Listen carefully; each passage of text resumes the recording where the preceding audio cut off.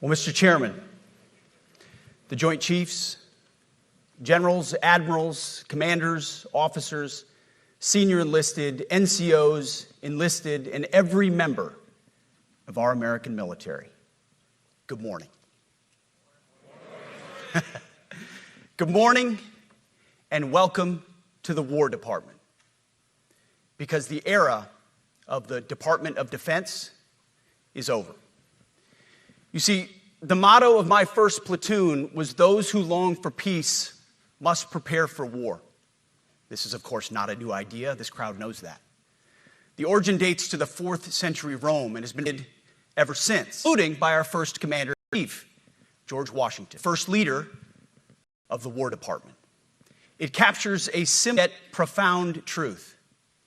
To ensure peace, we must prepare for war. From this moment forward, the only mission of the newly restored Department of War is this: warfighting, preparing for war and preparing to win, unrelenting and uncompromising in that pursuit. Not because we want war, no one here wants war, but it's because we love peace. We love peace for our fellow citizens.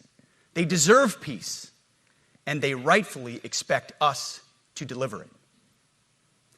Our number one job, of course, is to be strong so that we can prevent war in the first place. The president talks about it all the time. It's called peace through strength. And as history teaches us, the only people who actually deserve peace are those who are willing to wage war to defend it. That's why pacifism is so naive and dangerous. It ignores human nature and it ignores human history. Either you protect your people and your sovereignty, or you will be subservient to something or someone. It's a truth as old as time. And since waging war is so costly in blood and treasure, we owe our republic a military that will win any war we choose, or any war that is thrust upon us.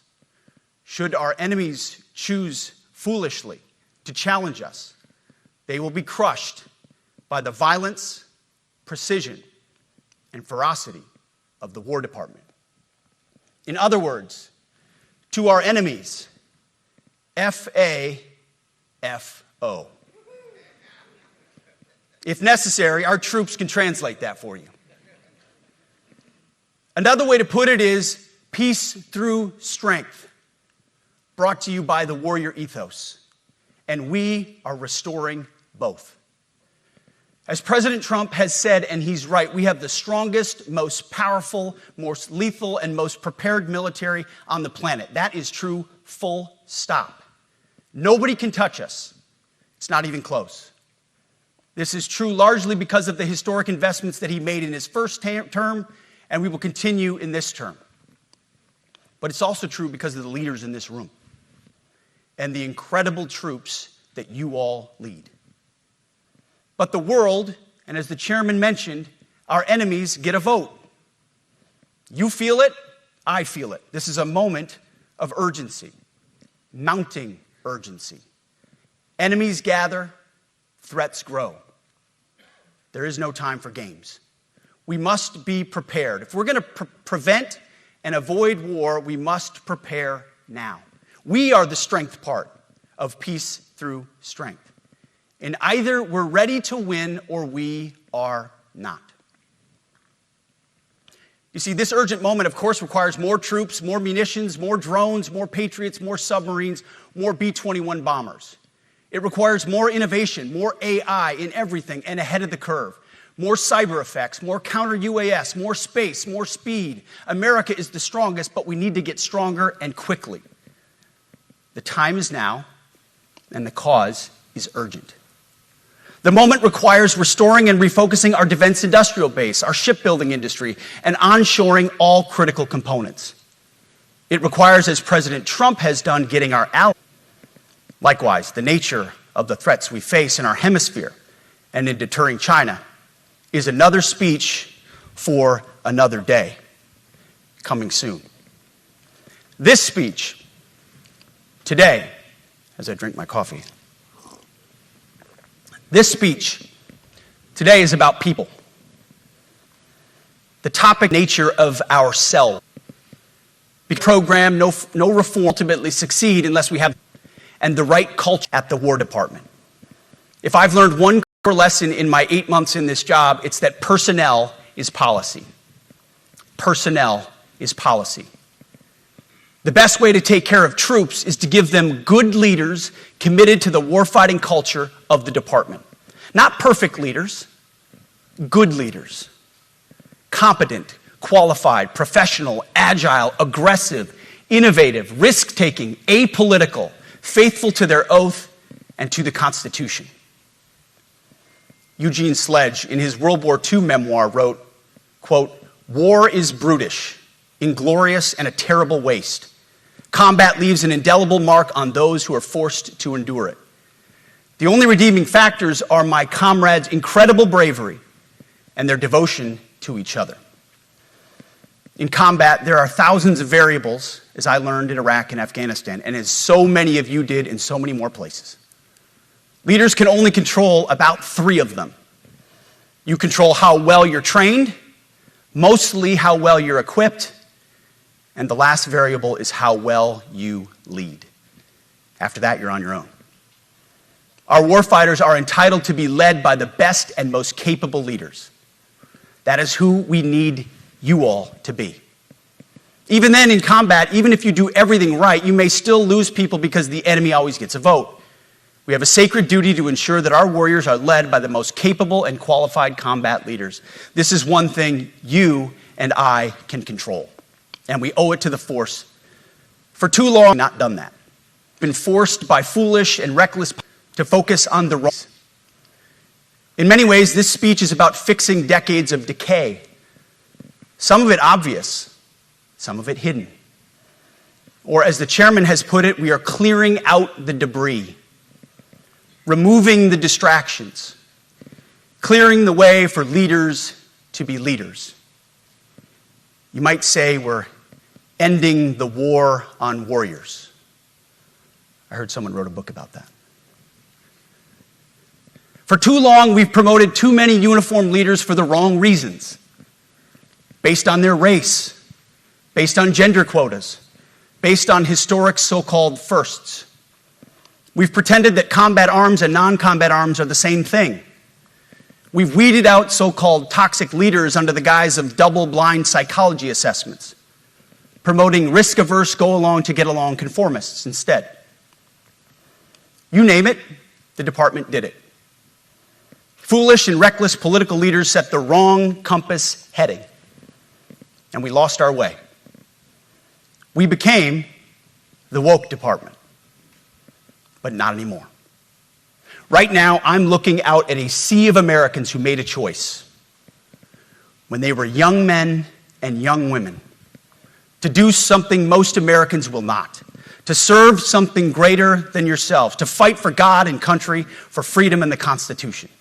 You made a choice to serve when others did not, and I commend you. You are truly the best of America. But this does not mean, and this goes for all of us, that our path to this auditorium on this day was a straight line, or that the conditions of the formations we lead are where we want them to be. You love your country, and we love this uniform, which is why we must do better. We just have to be honest. We have to say with our mouths what we see with our eyes, to just tell it like it is in plain English, to point out the obvious things right in front of us. That's what leaders must do. We cannot go another day without directly addressing the plank in our own eye, without addressing the problems in our own commands and in our own formations. This administration has done a great deal from day one to remove the social justice, politically correct, and toxic ideological garbage that had infected our department, to rip out the politics. No more identity months, DEI offices, dudes in dresses. No more climate change worship. No more division, distraction, or gender delusions. No more debris. As I've said before, and will say again, we are done with that shit. I've made it my mission to uproot the obvious distractions that made us less capable and less lethal. That said, the War Department requires the next step. Underneath the woke garbage is a deeper problem, and a more important problem that we are fixing and fixing fast. Common sense is back at the White House, so making the necessary changes is actually pretty straightforward. President Trump expects it. And the litmus test for these changes is pretty simple. Would I want my eldest son, who is 15 years old, eventually joining the types of formations that we are currently wielding? If in any way the answer to that is no, or even yes, but, then we're doing something wrong. Because my son is no more important than any other American citizen who dons the cloth of our nation. He is no more important than your son. All precious souls made in the image and likeness of God. Every parent deserves to know that their son or their daughter that joins our ranks is entering exactly the kind of unit that the Secretary of War would want his son to join. Think of it as the golden rule test.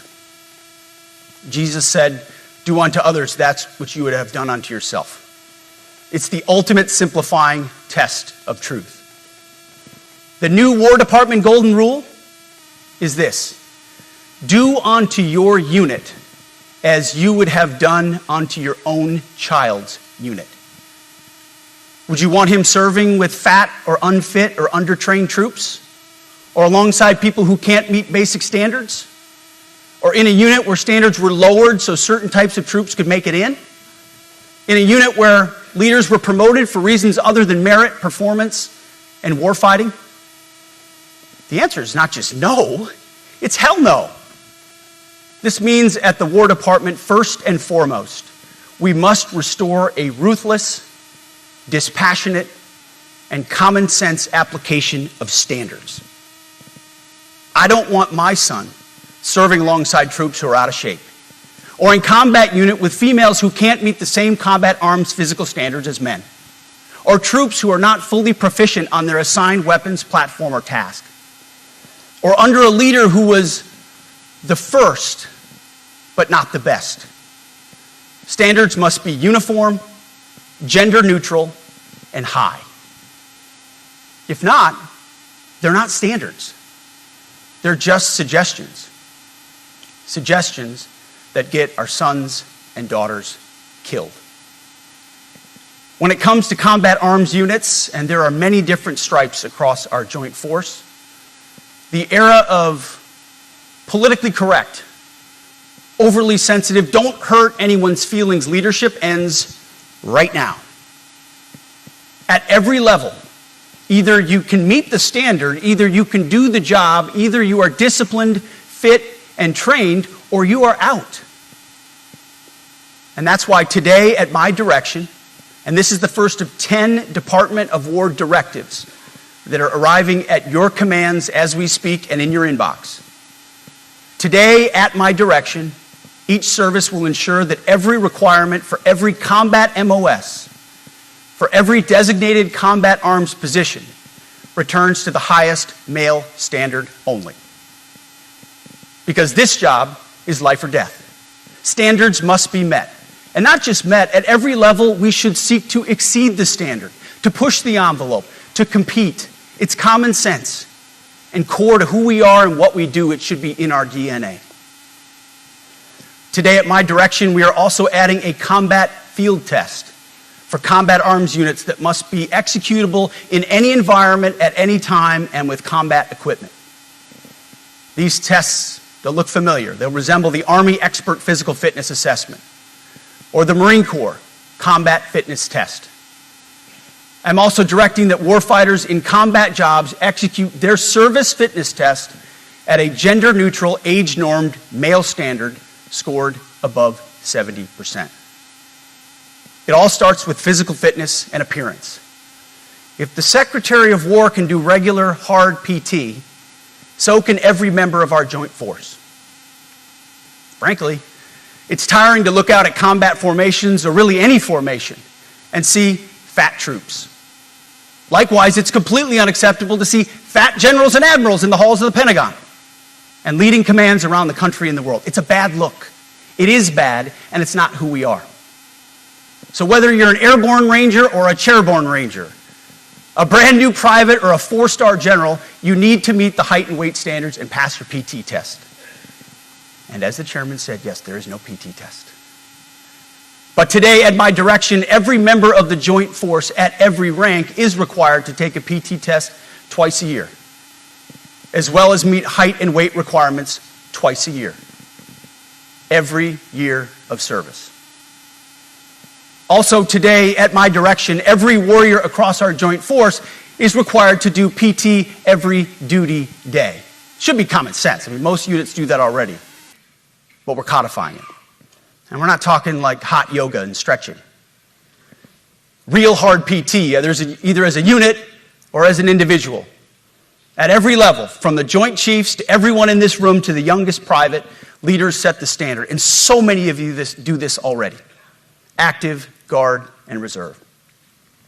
This also means grooming standards.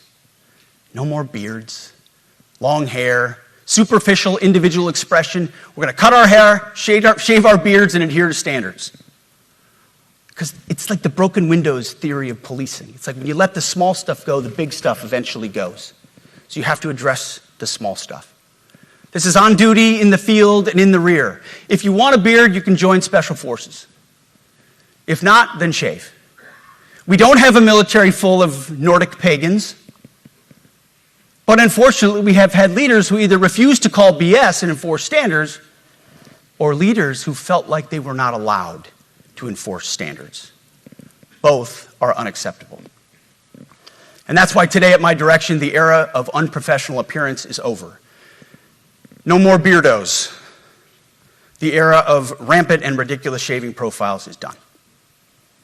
Simply put, if you do not meet the male-level physical standards for combat positions, cannot pass a PT test, or don't want to shave and look professional, it's time for a new position or a new profession. I sincerely appreciate the proactive efforts the secretaries have already taken in some of those areas, service secretaries. And these directives are intended to simply accelerate those efforts.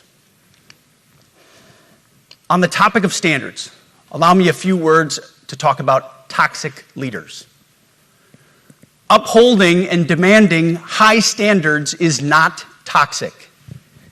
Enforcing high standards, not toxic leadership. Leading warfighters toward the goals of high, gender-neutral, and uncompromising standards in order to forge a cohesive, formidable, and lethal Department of War is not toxic. It is our duty, consistent with our constitutional oath. Real toxic leadership is endangering subordinates with low standards. Real toxic leadership is promoting people based on immutable characteristics or quotas instead of based on merit. Real toxic leadership is promoting destructive ideologies that are an anathema to the Constitution and the laws of nature and nature's God, as Thomas Jefferson wrote in the Declaration of Independence. The definition of toxic has been turned upside down, and we're correcting that. That's why today, at my direction, we're undertaking a full review of the department's definitions of so-called toxic leadership, bullying, and hazing, to empower leaders to enforce standards without fear of retribution or second guessing. Of course, you can't do like nasty bullying and hazing. We're talking about words like bullying and hazing and toxic. They've been weaponized and bastardized inside our formations, undercutting commanders and NCOs. No more. Setting, achieving, and maintaining high standards is what you all do. And if that makes me toxic, then so be it. Second, today at our direction, we're ensuring that every service, every unit, every schoolhouse, and every form of professional military education conduct an immediate review of their standards. Now, we've done this in many places already, but today it goes across the entire Department of War. Any place where tried and true physical standards were altered, especially since 2015 when combat arms standards were changed to ensure females could qualify, must be returned to their original standard. Other standards have been manipulated to hit racial quotas as well, which is just as unacceptable. This too must end. Merit only. The president talks about it all the time, merit-based. Here are two basic frameworks I urge you to pursue in this process. Standards I call, my staff's heard all about them. The 1990 test is simple. What were the military standards in 1990? And if they have changed, tell me why. Was it a necessary change based on the evolving landscape of combat? Or was the change due to a softening, weakening, or gender-based pursuit of other priorities? 1990s seems to be as good a place to start as any. And the E6 test. Ask yourself, does what you're doing make the leadership, accountability, and lethality efforts of an E6, or frankly an 03, does it make it easier or more complicated? Does the change empower staff sergeants, petty officers, and tech sergeants to get back to basics? The answer should be a resounding yes. The E6 test, or 03 test, clarifies a lot, and it clarifies quickly. Because war does not care if you're a man or a woman. Neither does the enemy. Nor does the weight of your rucksack, the size of an artillery round, or the body weight of a casualty on the battlefield who must be carried. This, and I want to be very clear about this is not about preventing women from serving. We very much value the impact of female troops. Our female officers and NCOs are the absolute best in the world. But when it comes to any job that requires physical power to perform in combat, those physical standards must be high and gender neutral. If women can make it, excellent. If not, it is what it is. If that means no women qualify for some combat jobs, so be it. That is not the intent, but it could be the result, so be it. It will also mean that weak men won't qualify because we're not playing games. This is combat. This is life or death. As we all know, this is you versus an enemy hell-bent on killing you. To be an effective, lethal fighting force, you must trust that the warrior alongside you in battle is capable, truly physically capable of doing what is necessary under fire. You know this is the only standard you would want for your kids and for your grandkids. Apply the War Department Golden Rule, the 1990 test, and the E6 test, and it's really hard to go wrong. Third, we are attacking and ending the walking on eggshells and zero-defect command culture. A risk-averse culture means officers execute not to lose instead of to win. A risk-averse culture means NCOs are not empowered to enforce standards. Commanders and NCOs don't take necessary risks or make tough adjustments for fear of rocking the boat or making mistakes. A blemish-free record is what peacetime leaders covet the most, which is the worst of all incentives. We, as senior leaders, need to end the poisonous culture of risk aversion and empower our NCOs at all levels to enforce standards. Truth be told, for the most part, we don't need new standards. We just need to reestablish a culture where enforcing standards is possible. And that's why today, at my direction, I'm issuing new policies that will overhaul the IG, EO, and MEO processes. I call it the No More Walking on Eggshells policy. We are liberating commanders and NCOs. We are liberating you. We are overhauling an inspector general process, the IG, that has been weaponized, putting complainers, ideologues, and poor performers in the driver's seat. We're doing the same with the equal opportunity and military equal opportunity policies, the EO and MEO at our department. No more frivolous complaints, no more anonymous complaints, no more repeat complainants, No more smearing reputations, no more endless waiting, no more legal limbo, no more sidetracking careers, no more walking on eggshells. Of course, being a racist has been illegal in our formation since 1948. The same goes for sexual harassment. Both are wrong and illegal. Those kinds of infractions will be ruthlessly enforced. But telling someone to shave or get a haircut or to get in shape or to fix their uniform or to show up on time or to work hard, that's exactly the kind of discrimination we want. We are not civilians. You are not civilians. You are set apart for a distinct purpose. So we, as a department, need to stop acting and thinking like civilians and get back to basics and put the power back in the hands of commanders and NCOs. Commanders and NCOs who make life and death decisions. Commanders and NCOs who enforce standards and ensure readiness. Commanders and NCOs who, in this War Department, have to look in the mirror and have to pass the golden rule test. My kids, your kids, America's sons and daughters. So I urge you all here today and those watching, take this guidance and run with it. The core of this speech is the 10 directives we're announcing today.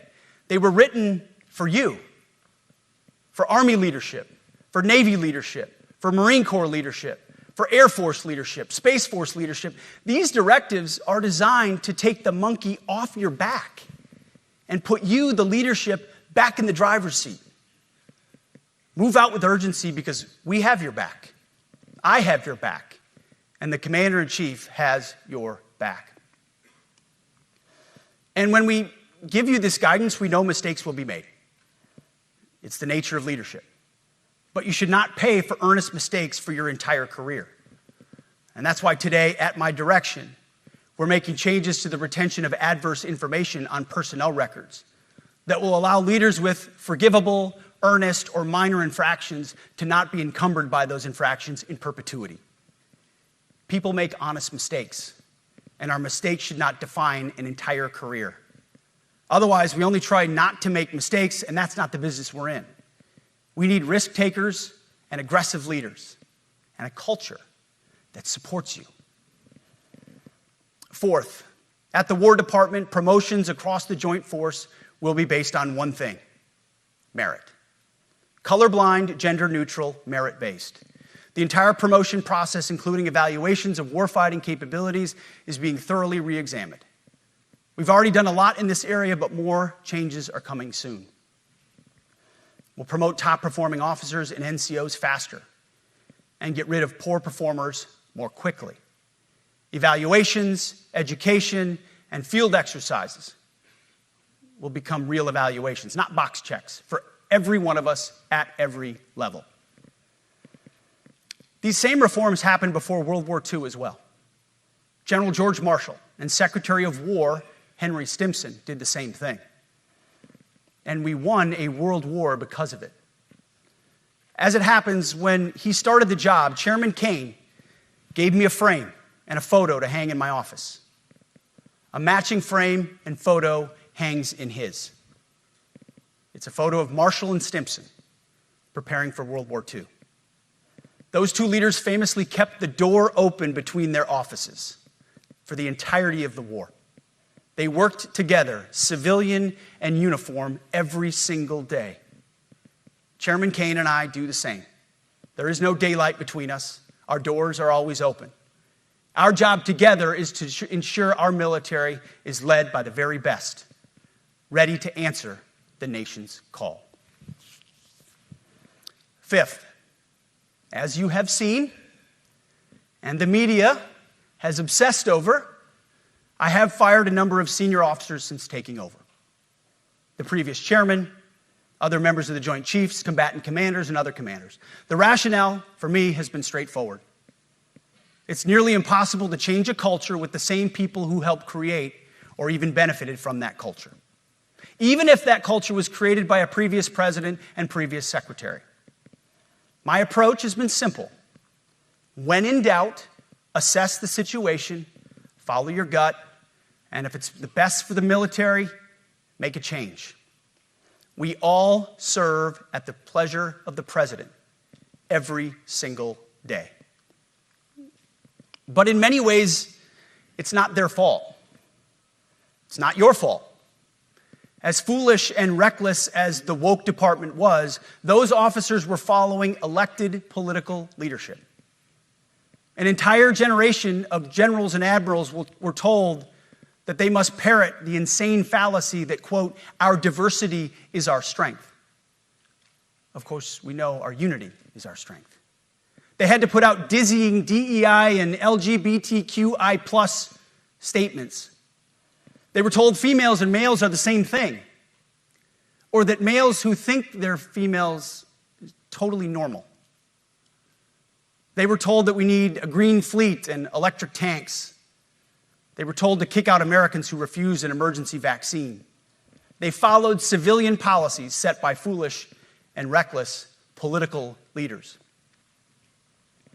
Our job, my job, has been to determine which leaders simply did what they must to answer the prerogatives of civilian leadership, and which leaders are truly invested in the woke department, and therefore incapable of embracing the War Department and executing new lawful orders. That's it. It's that simple. So for the past 8 months, we've gotten a good look under the hood of our officer corps. We've done our best to thoroughly assess the human terrain.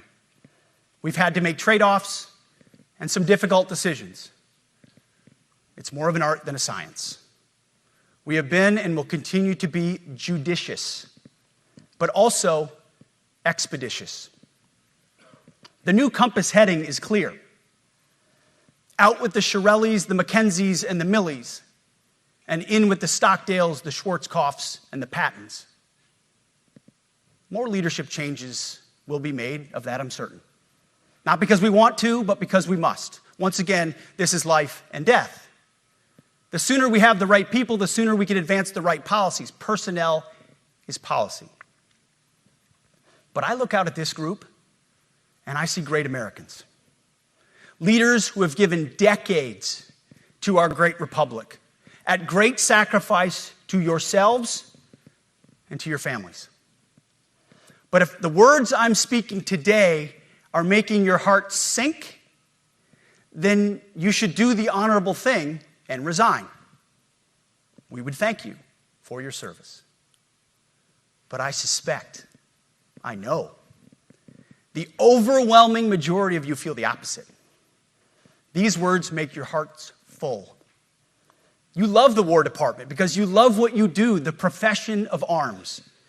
You are hereby liberated to be an apolitical, hard-charging, no-nonsense, constitutional leader that you joined the military to be. We need you locked in on the M, not the D, the E, or the I, not the DEI or the DIE of dime. By that I mean the M, military, of the instruments of national power. We have entire departments across the government dedicated to diplomatic, informational, and economic lines of effort. We do the M. Nobody else does. And our GOFOs need to master it in every domain and every scenario. No more distractions, no more political ideologies, no more debris. Now, of course, we're going to disagree at times. We would not be Americans if we didn't. Being a leader in a large organization like ours means having frank conversations and differences of opinion. You will win some arguments, and you will lose some arguments. But when civilian leaders issue lawful orders, we execute. We are professionals in the profession of arms. Our entire constitutional system is predicated upon this understanding. Now, it seems like a small thing, but it's not. This includes as well the behavior of our troops online. To that end, I want to thank and recognize the services for their new proactive social media policies. Use them. Anonymous, online, or keyboard complaining is not worthy of a warrior. It's cowardice masquerading as conscience. Anonymous, unit-level social media pages that trash commanders, demoralize troops, and undermine unit cohesion must not be tolerated. Again, O3s E6s. Sixth, we must train and we must maintain.